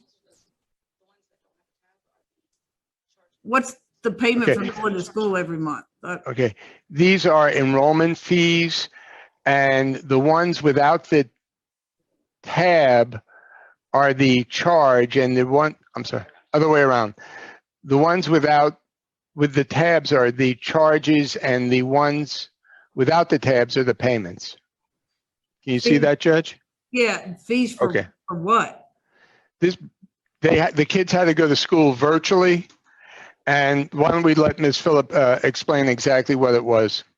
I understand. Yes, So, no, I'm asking you. So kids had to go to school virtually and pay for it, or in person and free? But no, but it's 2015. Is that the year, or am I misreading Yeah, that I number? see some 2000, some of them What? say 2018 or 15, 18, 18. There's a 2019. 2020. Yeah, but some of them up there are saying 2000, either 18, 18, 18, 18, Right. 19, 19. It doesn't, you're right. It doesn't show it. Because It won't let you just show your charges for a particular year. It lists them all that you've incurred. Right. So what So what here's we're what I'm asking. Hold on, Mr. Tate, here's what I'm asking. Did all children that went to school virtually have to pay these fees? Because I know people who went to school virtually, one of the judges here, her children, and they didn't have to pay a dime to go to school because they went to Grady High School and it was free. They just had to log on and go to sleep or whatever they did for virtual schooling. So why did these kids have to pay a fee if they go to a pub? Well, this was APS, but why do they have to pay a fee? And why were they paying a fee in 2018? Why do they pay a fee every month or whatever for virtual school? Ms. Phillip? Yes, this is not every month payment. This is every year. Virtually, they enroll additional courses. For summertime, when they wanted to study extra courses because they are actually excelling kids, they have they interested in studying these courses virtually, because during summer when you have to enroll, you have to pay. Stop. So is this what you elect to put them in? No, they wanted to. So you put them in these courses because they wanted to. Yes, ma'am. Was this talked about with Mr. John? Yes, he was aware of this from No, do you, before the do divorce. you I'm call gonna it? object. I'm gonna object to any testimony about talking with Mr. John unless she's provided me an email. I'm not aware of any phone conversation. So any email, anything that she has where she said, hey, I'm gonna enroll him in this and incur this expense. All right, go ahead, Mr. Tannen. Okay. So I just am clarifying, is this admitted, Your Honor? Sure, now that I know it's just for extra classes, absolutely. Okay. Now, moving on to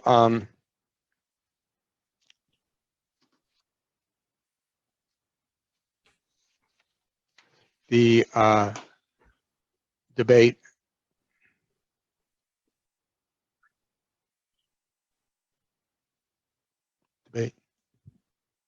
Okay. Ma'am, are these the documents you provided to us regarding your children's involvement in debate? Yes, By the way, how long have they been involved in debate? they had been in debate since middle school, maybe one was 5th grade and one was in 6th grade when they started debate. Was that before the divorce? Yes, And they continued on after the divorce, correct? yes. And did Mr. John ever, prior to now, were you paying to all the expenses for debate?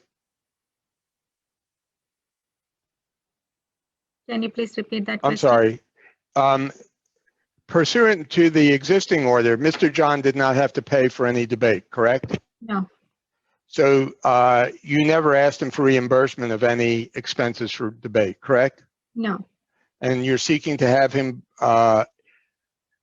you're seeking to have the base amount of child support increased by that amount now? Or Yes. okay, as opposed to divvying it up pro rata, right? yes, Scrolling through all these, are these the receipts that you received for debate? Just Yes, scroll and- through it quick. yes, You did? You scrolled through it? Okay. And is this amount included in your child support as a part of your child support worksheet deviations? yes. Okay.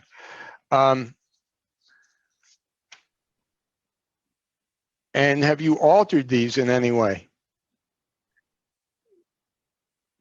Pardon me? Have you altered these No. in any way? No. And move to admit is defendants 21. I have no objection to the specific debate receipts that he wants to admit into evidence. So that's going to be pages 1, 2, 3, 4, 5, 6. I'm kidding. This is a huge conglomerate.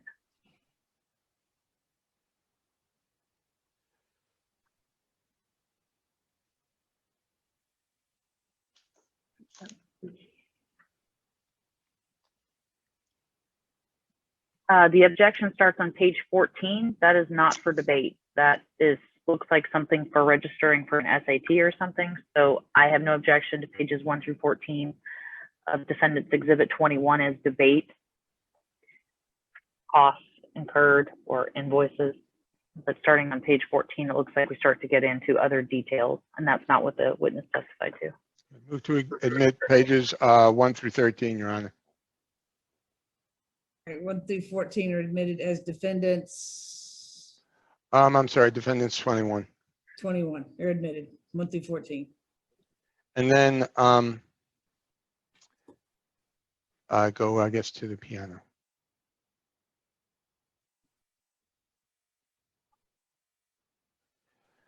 Yes, ma'am. Are these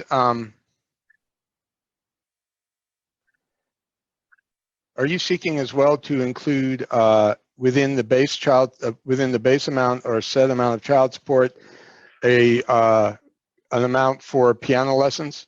Yes, And how long have the kids been in piano lessons? since 2014. And that again was prior to the divorce? Yes, sir. And prior to today, you were simply paying all these expenses, correct? Yes, sir. And you were not asking for reimbursement of any portion of them, right? No. And in fact, you could not, correct? Yes. And both the girls take piano? Yes.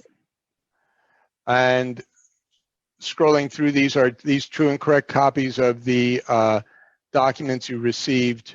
Can you just scroll through them, Misty? I'm sorry?